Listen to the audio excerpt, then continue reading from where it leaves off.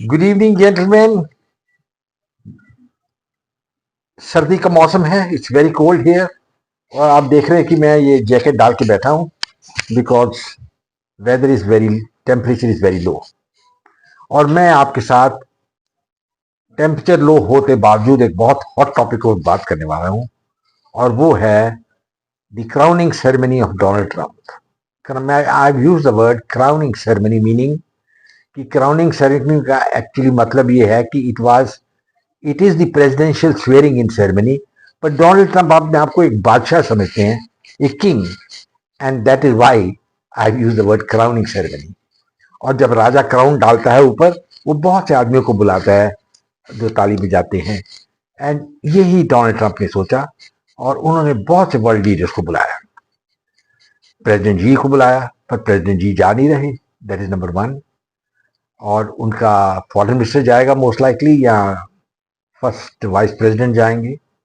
He has called President Bolsonaro, who is no longer the president of Brazil, पर उसको बुलाया है because he feels ये supporter था। अर्जेंटीना के प्रेसिडेंट को बुलाया है, कैनेडियन प्राइम मिनिस्टर को बुलाया है, and he is also invited Putin. Whether Putin जाते या नहीं, आई डोंट नो।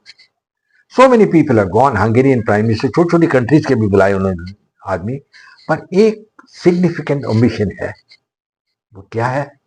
उन्होंने नरेंद्र मोदी को इनिशियली इन्विटेशन नहीं दिया। और लोगों ने मेरे से पूछा, भाई कैप्टन, मोदी तो बड़े क्लोज फ्रेंड थे अपने डोनाल्ड ट्रंप के, तो फिर उनको बुलाया क्यों नहीं भाई? अलॉन्ग विद प्रेसिडेंट जी क्यों नहीं इन्विटेशन भेजा उनको? अब मेरे खबर आई है मुझे कि एक इन्विटेशन आया है और इंडियन गवर्नमेंट को, और अब वो हमारे फॉरेन मिनिस्टर जो हैं, mister Jaishankar, is going to go and visit Washington. That's what's going to happen, and he is going to attend the swearing in ceremony, but mister Modi is not going to go. अब problem ये आई कि क्यों मोदी को invitation initially नहीं मिला along with Putin and other leaders या president ji. And why China, जब China वो उनका एनिमी नेशन है, उनको कैसे बुला लिया? ये भी मैं सब डिस्कस करूंगा, पर पहले मोदी जी ने एक बहुत बड़ी भूल की। एंड आई थिंक जो भी उनके एडवाइजर थे, देवर I think little stupid.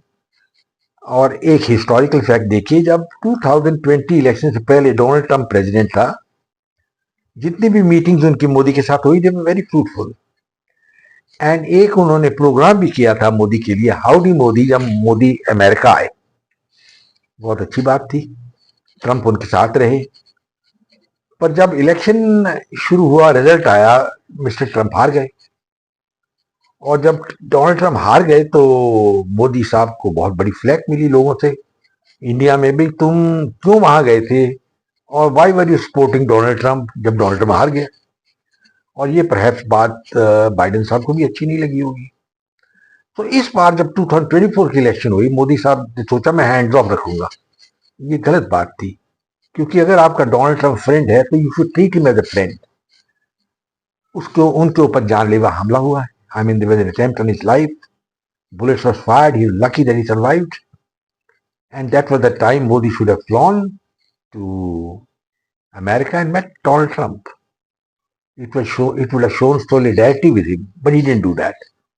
Not only that, ये जब अमेरिका भी गए और recently on a visit and met the American president Joe Biden, ये डोनाल्ड ट्रंप को मिलने नहीं गए।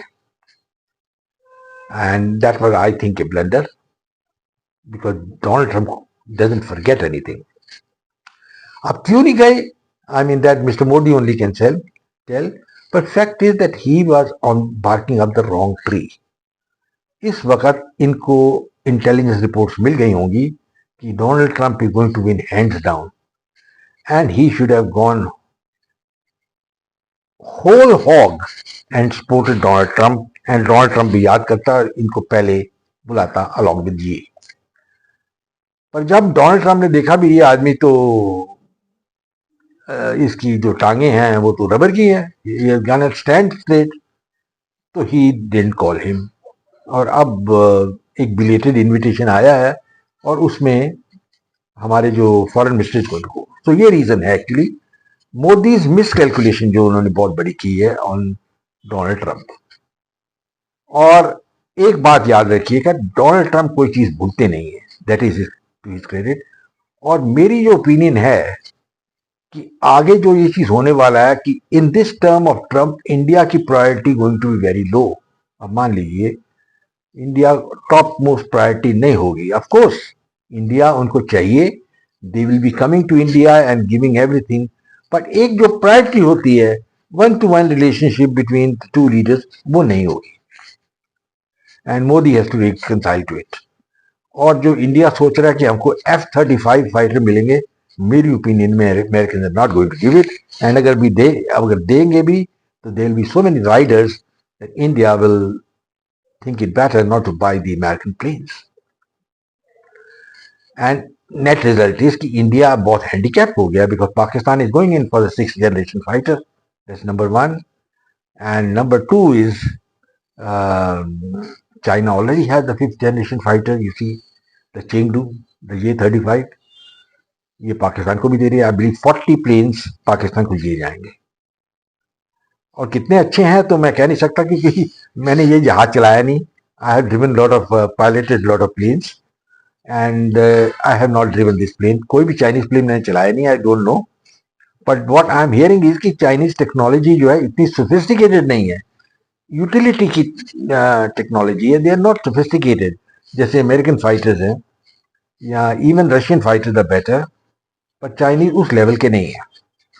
But all the same if you consider cost and output, Chinese planes are good। उस हिसाब से उनका जो J-17 है वो बहुत सी कंट्रीज खरीद रही हैं और इंडिया ने भी एक प्लेन बनाया तेजस जो कोई खरीद नहीं रहा और वो डड बन गया है।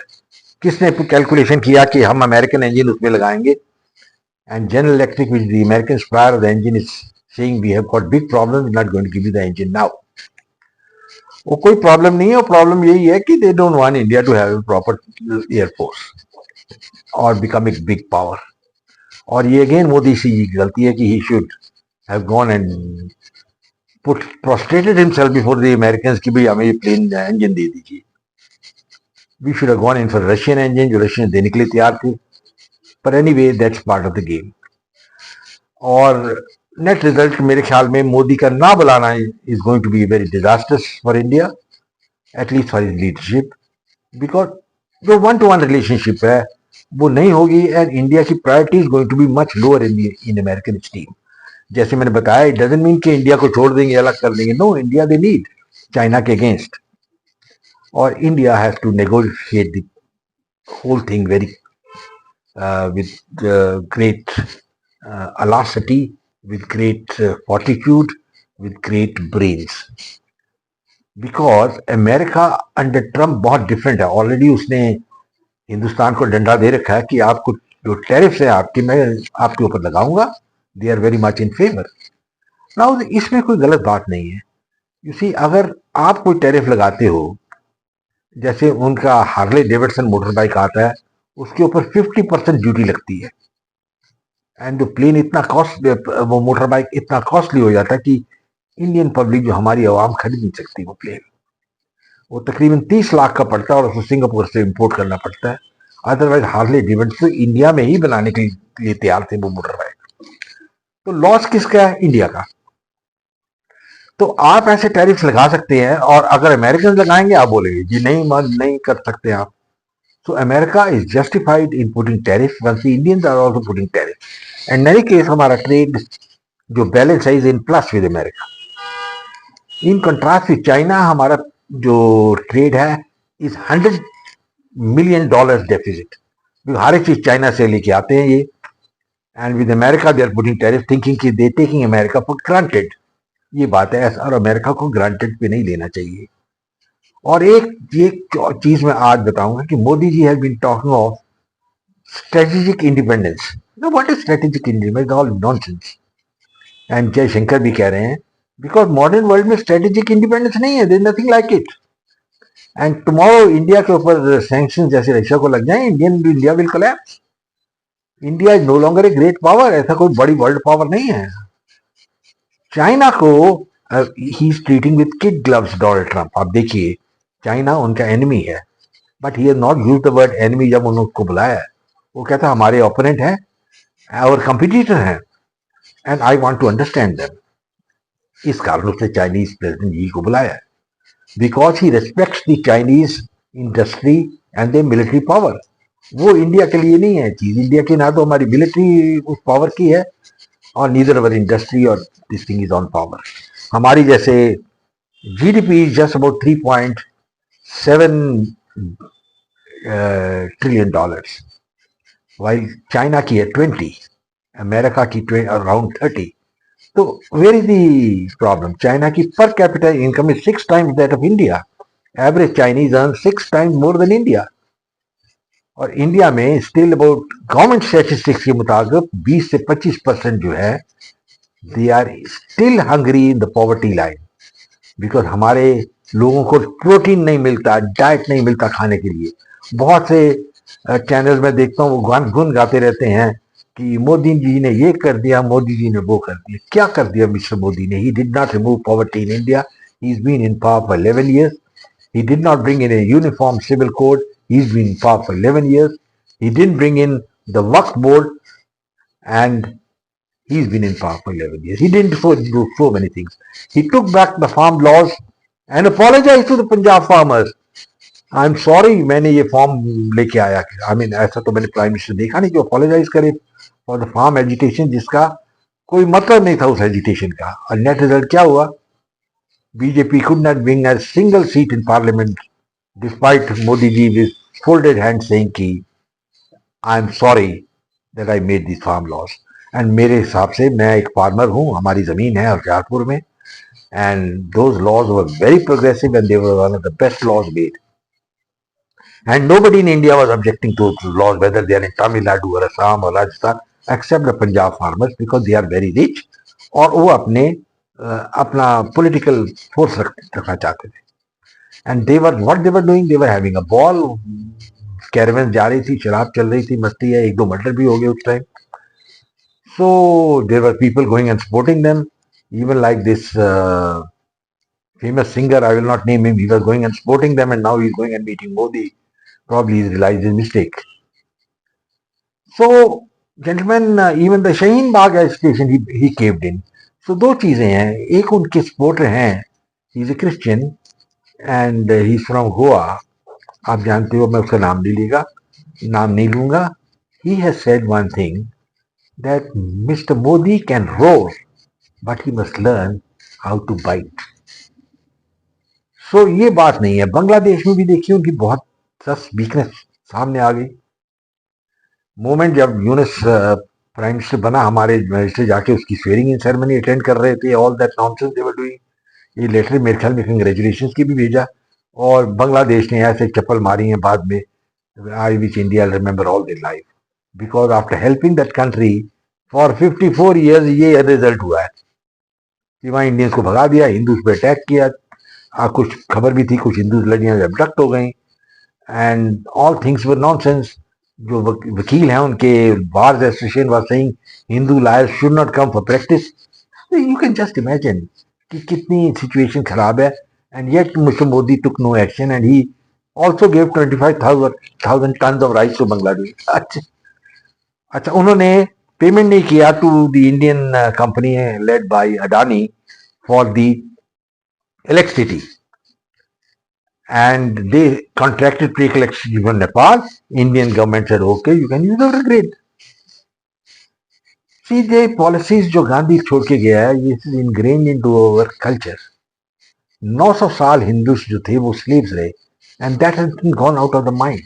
How to be aggressive, how to do something. और जब ये aggressive बनने भी लगते हैं, they flounder whole thing so badly. अब देखिए क्या किया इन्होंने। America is very annoyed also for another point कि India made an attempt to kill Gurpatwant Singh Pannu. ना पन्नू मैंने कई बार आपको बताया इज अ ब्लडी रैट, चूहा है। Why should you bother about him? क्या फॉलोइंग है पन्नू की, वेदर इन अमेरिका और Indian? Why was the attempt being made to kill him? अब उसमें रॉ ऑफिसर का भी नाम आ गया है, उसकी फोटो भी आ गई है, अमेरिकन हैज सेड इट, उसके अगेंस्ट क्रिमिनल चार्ज फाइल कर दिया।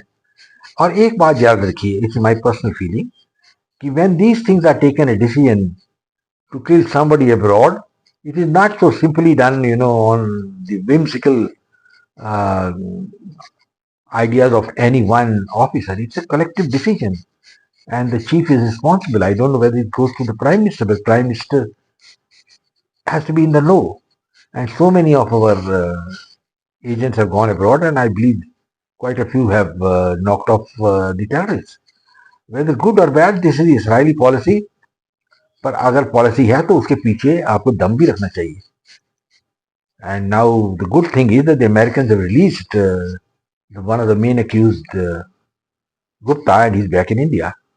So ये credit है to the finance minister, foreign minister, Mr. Jaishankar. पर अब ये जो charges file हो गए against one of the officers of RAW is a very serious matter in American court. कल को अगर वो red corner alert वगैरह दे दे and all that, and it will be very difficult for India to get out of it. So ये भी एक point था.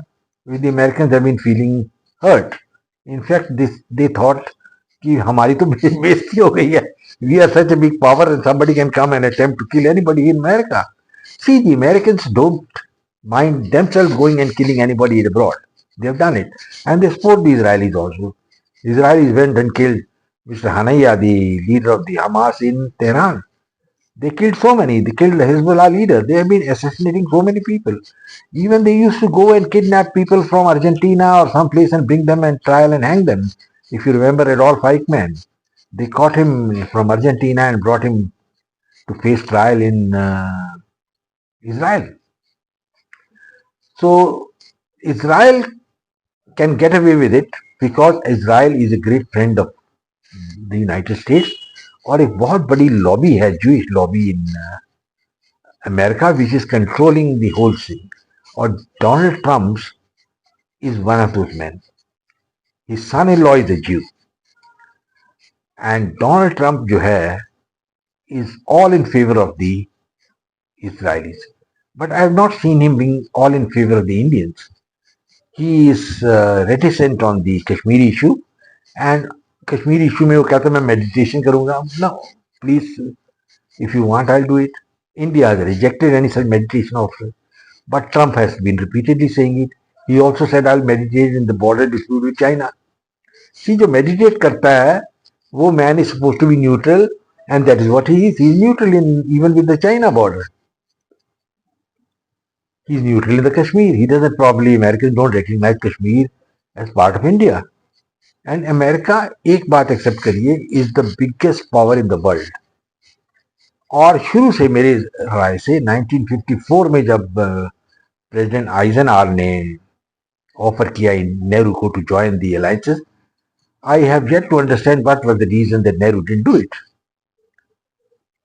And Nehru thought he's going to be a great third world leader, और वो एक Clark bomb बनाएगा, ये करेगा, वो करेगा. Net result, he couldn't do anything. उसको ऐसा थप्पड़ पड़ा चाइनीज आर्मी से, and he couldn't show his face anywhere. आपको पता लास्ट 1.5-2 साल अपने कैसे उसने काटे. इतना शर्मिंदा हो गया था वो. And yet you see India was continuing. एक चीज अच्छी की इंडिया ने कि रशिया को डिफरेंट कर लिया. Russia became ally. और इंदिरा गांधी ने बहुत अच्छी थी कि आई थिंक इन 1971 और 70 she had the 20-year defense pact, security pact with the Soviet Union.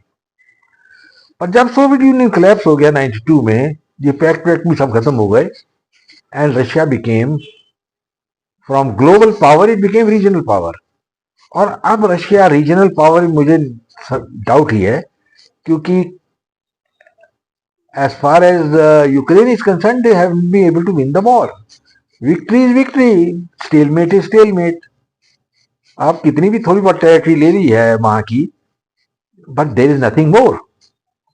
Ukrainians are still fighting, and Russians are saying NATO is supplying arms. अरे भाई, जब आपने लड़ाई शुरू की थी, आपको नहीं मालूम था कि NATO इनकी साइड पे आएगा? NATO will always come on their side, and NATO is not the friend of the Russians. To make an accusation that NATO is supplying weapons, well, that's part of the game. They were going to supply weapons in any case. और अब Russia कमजोर हो गया.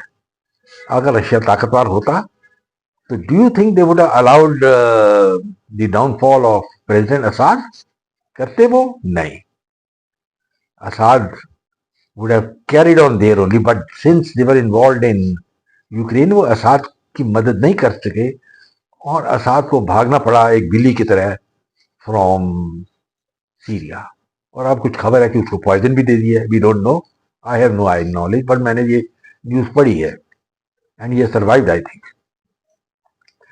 तो इस वक्त अगर India सोच रहा है कि हम रशिया को बैलेंस कर पाएंगे और अमेरिका के साथ, बैलेंसिंग होता है between two equal power. Russia is not the power which can manage equivalent to the United States. Or Russia is going to have a very tough time in future. Their economy is being taken out of the global system. And अगर India persist करेगा with relations with Russia, I don't think कि Russia can support India weapons के साथ भी, because उनके weapons अब already जो S-400 system है, missile system has been delayed, वो नहीं दे रहे अभी इंडिया को, इट्स डिलेड। इनकी बाकी वेपन्स भी ऑटोमेटिकली डिले हो जाएंगी। They are offering the Su-57 to India which is a good fighter, पर उसको क्या करेंगे लेके भाई? I mean in the sense what is going to be the delivery of that plane, कितना टाइम लगेगा उसको डिलीवरी के लिए? So, gentlemen, there is deep-rooted policies which are flawed, and Narendra Modi has a lot to answer for it. You see, I am a big supporter of Mr. Modi. मैं ये मानूंगा कि 47 के बाद में he is the best Indian Prime Minister, given the constraints. But 2014 to 2024 he had absolute majority in Parliament. उस वक्त उसने पहले टर्म में he should have seen that things are done, और लोगों को लगता कि ये भाई कुछ किया इसने। अगर यूनिफॉर्म सिविल कोड लिया था, well India would have been become one country, he didn't do that. और अब ये अब तो लेके भी नहीं आ सकता वो uniform civil code bill, it will be defeated. Waqf board में भी इनकी मेजॉरिटी नहीं थी, तो he had to send it to the JPC. अब जो फार्म लॉज है, he could not enforce it, उन्होंने माफी मांग लिया, withdrawn that. So all this shows कि Modi ji is trying to placate people and take people within. ऐसे नहीं होता। You have to be strong. And एक बात याद रखिए, it is only the strong who rule the world. जंगीज Khan, Alexander the great, जो हजारों मील जाके कॉन्कर करते रहे, अनफॉर्चुनेटली इंडियन हिस्ट्री में ऐसा कोई एग्जाम्पल नहीं है। आप अगर मैप देखें हिंदुस्तान का 1764 में जब बैटल ऑफ बक्सर हुआ था, India was divided about 25 countries, independent countries थी, अवध थी, निजाम था, so many people there, Maratha confederacy थी, छोटी सी मुगल एम्पायर होती थी around Delhi and other places. And अगर वो सिचुएशन चलती रहती तो 45 में जब यूनाइटेड नेशंस बना, ये सारी 20-25 countries would have become member of the United Nations, और इंडिया का वही हाल होता जैसे यूरोप है, वहाँ इंडिया जितना एरिया है वहाँ 25-30 कंट्रीज है, India would also be in the same. ये तो खुश अच्छी किस्मत थी हिंदुस्तानियों की कि the British came to India and they united the country and give the strength of nationhood. और गांधी तभी एक स्टेट से दूसरी स्टेट जा सकता था by virtue of the train system, the rail system with the British had set up. खैर ये मैंने एक ऑलरेडी वीडियो इस टॉपिक पे बना रखा है, अगर आपको वक्त हो तो आप देखिएगा उसको। And now coming down to the present position is that Modi sahab is greatly handicapped, ये मैं बता रहा हूँ। और आप देखेंगे इस दिस टेन्योर में लॉट ऑफ इंफॉर्मेशन आ रही है कि नीतीश कुमार फिर से भाग जाएंगे, even Chandrababu Naidu, he may not join them fully. तो these all problems are there because he doesn't have majority. BJP 400 aim करते करते they went and got only 240। ये कैसे हुआ? ये कंप्लेसेंसी थी, and the same complacency he had displayed with Donald Trump. इन्हें सोचा डोनाल्ड ट्रंप को जब पावर में आएगा मैं उसको प्लेट कर लूंगा, फिर मैं जाके हाथ मिलाऊंगा, जप्पी डालूंगा, everything will be alright, everything will be hunky dory. It doesn't happen like that. People don't forget, and Donald Trump has not forgotten anything. And though the think tank, the think tank of the State Department is not going to forsake India, वो India के साथ रहेंगे against China. पर अब हम देखते हैं क्या होता है, because India is playing double game. Double game का मतलब ये है India is member of the quad but not part of the military aspect. क्यों भाई? तो क्वाड के मेंबर क्यों बने? ट्रेड के लिए। What for? You don't have much of trade other than America. There is not much of trade with other countries in the Quad. and India has no further military alliance with anybody. They have had some agreements with America where they said we will allow them to use ports and all that, but these are all small things. And sad part is कि हिंदुस्तान का जो future cloud है मुझे doubt में लग रहा है। आप ये देखिए, पाकिस्तान 47 से लेके 24 हो गया, 77 ईयर्स हो गए, ने नाक में दम करके रखा हिंदुस्तान के। A country which is 1/5 the size of India, and yet India could not advance in any war on the western front more than 7-8 miles. आप देख लीजिए 47-48 की लड़ाई में क्या हुआ, वो तो लोकल लड़ाई चलती रही वहां कश्मीर में, और पंडित जी देन डेवलप कोल्ड फीट। उन्होंने कहा अरे बाबा ये क्या हो गया, पीस सीज फायर करो। When the Indian army was just about 60 miles from Muzaffarpur, he called a ceasefire done. United Nations को ले आए बीच में, and net result he lost more than half of Kashmir. फिर आप देखिए नेक्स्ट वॉर हुई थी 65 में, उस वॉर में भी यही हार। लाहौर सेक्टर में बहुत अच्छा ऑपरेशनल काम किया था जनरल चौधरी ने। They open front there, but that front was only front. वो 7 मील के बाद बॉम्ब डाउन हो गए। And then came the 71 war in the western sector. There was घमासान लड़ाई रही, and Indian army could not even take Lahore and Sialkot, which are just 20 miles from the Indian border. Coming down to the 98 war, a lot of areas were still with the Pakistan army when they withdrew on the pressure from the Americans, because India had recovered a lot of territory from Pakistan and battle would have gone on. So ये तो weakness है. And the general who gave the order, I think he was the chief of the army staff, who said in winter you can withdraw from the bunkers on the Kargil hills. मतलब he should have been dismissed. भाई soldier का काम है defend करना, winter हो गई तो आप वापस चले जाएंगे। I mean it look like a bit of a bloody joke to me. Pakistani जब ये चले गए, बंकर चले गए, तो पाकिस्तानी लाइट इन्फेंट्री जाके उन्होंने वो ऑक्युपाई कर लिए। When the Indians went back, they found this and they had to bring in all heavy artillery, including Bofors guns वगैरह यूज किया तो उनको निकालने के लिए।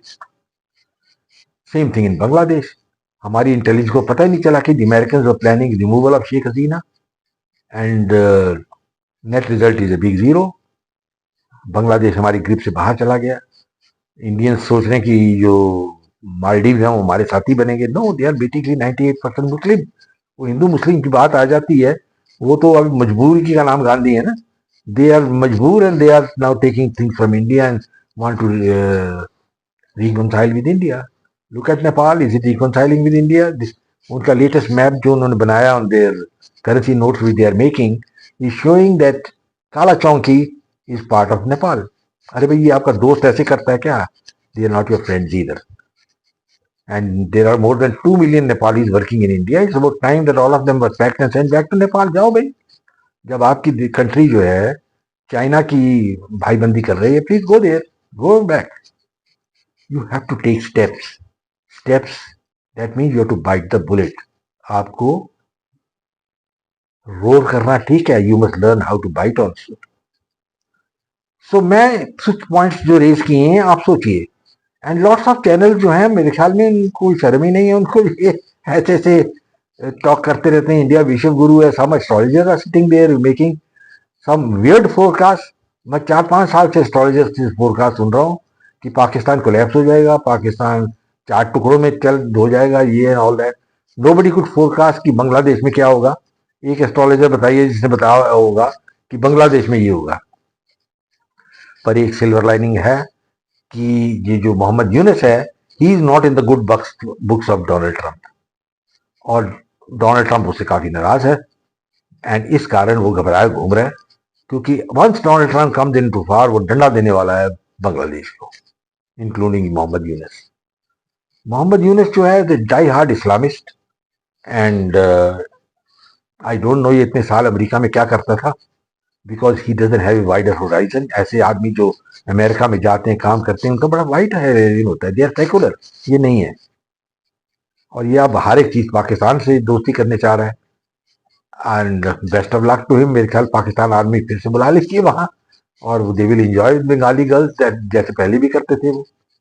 आप तो जानते ही है, मैं कई बार आपको बता चुका हूँ जनरल न्याजी ने क्या किया। उसने एक स्टेटमेंट भी दी थी कि हम तो बंगालियों की नस्ल चेंज कर देंगे, will change their root by when our My soldiers will sleep with them. So all credit to Mohammed Yunus. He can enjoy himself with the Pakistanis. अभी उसने ऑनलाइन वीसा भी शुरू कर दिया पाकिस्तानीज के लिए. पाकिस्तानी शिप्स भी आ रहे हैं, डायरेक्ट फ्लाइट भी शुरू हो रही हैं विद ढाका एंड पाकिस्तान. बहुत अच्छी बात है. I am all for it. पर India has to take action. India could have easily taken action within the first 2 hours of Hasina going away and restored her back. पर जैसे मैंने बताया, it is only Fortune favours the brave, ये पुरानी कहावत है. और इंडियंस आर नॉट ब्रेव, वो डर जाते हैं.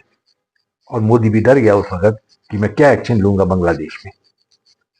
और मैं बताता हूं, as a soldier, at that time Bangladesh could have been taken over in 2 days, but they didn't do it, Indians. तो जेंटलमैन, ये बहुत सी रैम्बलिंग टॉक है on various aspects of India political future. And basically the question arises that our leadership is weak. Pandit Nehru was a weak man. He lost the whole of Tibet as a buffer state. He lost an area equal to Punjab, Daksai Chin. Border settlement है नहीं China के साथ. And all successive prime ministers were talking, China is a big power, we cannot touch them. We have not been able to make anything. एक aeroplane नहीं बना यहाँ हिंदुस्तान में. और तो और मैं देखता हूँ कि एक कार भी नहीं हिंदुस्तानी ने बनाई. Chinese have made so many cars and their production of cars is 25 million per year. और अमेरिका जो है doesn't want India to be a power. और अमेरिका के ऊपर प्रेशर है. एक ही तरीका था, अगर इंडिया होलसेल अमेरिका से दोस्ती कर लेता. That is in 54, which India never did. India was always criticising the American. जब अमेरिकन बॉम्बिंग करते थे नॉर्थ वियतनाम की, there are umpteen resolutions under Shastri and Indira Gandhi condemning the Americans for the bombing of North Vietnam. That is war is war. We should have kept our mouth shut, which we didn't do it. We thought Russia is going to always be strong. Russia की strength अब देखो क्या हो गई, खत्म ही हो गया Russia. Do you think Russia can support India in any matter, किसी charge? And Russia is a big ally of China. ये American Indians should not forget. खैर, I am not talking about China and all the relations now. I am just saying कि India is in serious problem at the moment. And एक वो question आता है ना, what next? What next? I do not know. Modi's next is only that he must go now because he has become stale and leadership handed over to a more dynamic man. It can be anybody. I'm not concerned, but there are one or two people on the horizon. Let's see what happens about them. I won't guess. But at the same time, मेरे हिसाब से ये मोदी को नहीं बुलाना वहाँ for the coronation ceremony is not a joke, but a serious matter. It just shows that Modi is not omnipotent. Already he has been shown to be a man who is human. And earlier once he had made a statement that he was not biologically born. He thought he is going to become God or something like that. But the public जो है उन्होंने नहीं सोचा ये बात, और उसको cut to size. And अगर वो improve नहीं करेगा, I am not sure that the BJP will win even 100 seats in 29. Because आपने जो प्रॉमिस किया है, अगर 15 साल में नहीं आप पूरा कर सकते, like uniform civil code, you have no business to continue beyond 29. आप घर जाइए, सब बैठिए वहाँ. एंड अभी भी मैं बोल रहा हूँ एक बात, राम टेम्पल पे उसने क्या स्ट्रेस देना था? It was a area which was been occupied by the Muslims for about 500 years. But that's a historical fact. You can't deny it. The Muslims have destroyed almost 2,000 temples. Are you going to restore each one of them? आपको जानते हैं south Africa में apartheid होता था and अंग्रेज राज करते थे. White race used to rule. पर जब ब्लैक्स में पावर आ गया तो उन्होंने एक ट्रूथ कमीशन बनाया जिसमें they said we will not punish anybody but let the truth come out. And they made an adjustment with the past. And अंग्रेजों जो अंग्रेज रहते थे वहां, उनके अगेंस्ट कोई एक्शन नहीं लिया. That was a historical fact. So see how South Africa managed. Why can't we manage the same way? दोस्तों, बड़ा थोड़ा वीडियो लंबा हो गया because when I start talking, I like to talk on so many topics. And अगर आपको थोड़ा मेरा बातें अच्छी लगती हैं, please subscribe to my channel, share it with your friends, and come back for more. In the meanwhile, I'll say goodbye, God bless, and Jai Hind. Look after yourself and wait for my next video. Thank you.